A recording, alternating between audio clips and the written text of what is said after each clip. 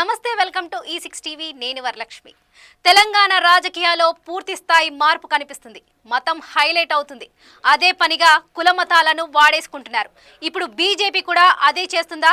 అప్పుడు బీఆర్ఎస్ ను తప్పుపట్టని కమలం నాయకులు కాంగ్రెస్ మీద ఎందుకు ఎక్కుతున్నారు?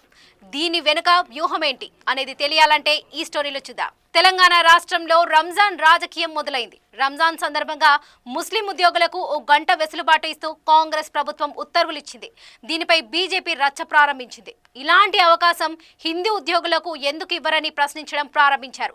రంజాన్ మాసంలో ఉద్యోగులు ఓ గంట ముందు వెళ్లేందుకు చాలా కాలంగా ప్రభుత్వాలు అనుమతిస్తున్నాయి. వారు స్పెసిఫిక్ గా ఆ సమయంలో ప్రార్థనలకు వెళ్లాలి కాబట్టి ఆ అవకాశం కల్పిస్తున్నారు. ఉమ్మడి రాష్ట్రం నుంచి ఇది ఉంది. ఎప్పుడు ఎవరు అభ్యంతరాలు చెప్పలేదు. కానీ ఇప్పుడు మాత్రం బీజేపీ నేతలు విమర్శలు గుప్పిస్తున్నారు. అలాంటి ఛాన్స్ ఇవ్వడం కరెక్ట్ కాదంటున్నారు. ముస్లిం ఉద్యోగులు ప్రార్థనలు చేసుకోవడానికి అవకాశం ఇస్తే మీకేం ఇబ్బంది అని అంటున్నారని హిందువులకు ఇవ్వలేదు కదా అంటున్నారు. ఇక్కడే అసలు రాజకీయం ఉంది. బీజేపీ నేతలు చేసిన విమర్శలకు తామేదో తప్పు చేసినట్లుగా కాంగ్రెస్ వివరణ ఇచ్చేందుకు ప్రయత్నిస్తుంది. హిందూ పండుగల సమయంలో కూడా అవసరమైనప్పుడల్లా సడలింపులు ఇస్తూనే ఉంది. అదేమి కొత్త కాదు. అయినా ఏమి ఇవ్వడం లేదని బీజేపీ ఆరోపించడం, కాంగ్రెస్ పార్టీ ఎంపీ చామల వివరణ ఇవ్వడం హాట్ టాపిక్ గా మారుతుంది. ఇది ఆ చర్చను అంతకంతకు పెంచుతుంది. కానీ ఏమాత్రం తగ్గించదని తెలిసి కూడా కాంగ్రెస్ స్పందించడం చర్చనీయాంశంగా మారింది.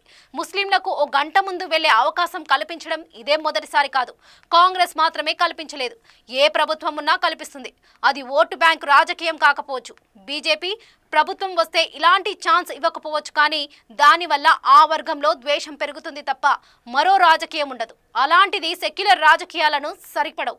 సెక్యులర్ అంటే పరమత సహనం. అది లేకపోతే సమస్యలు వస్తాయి.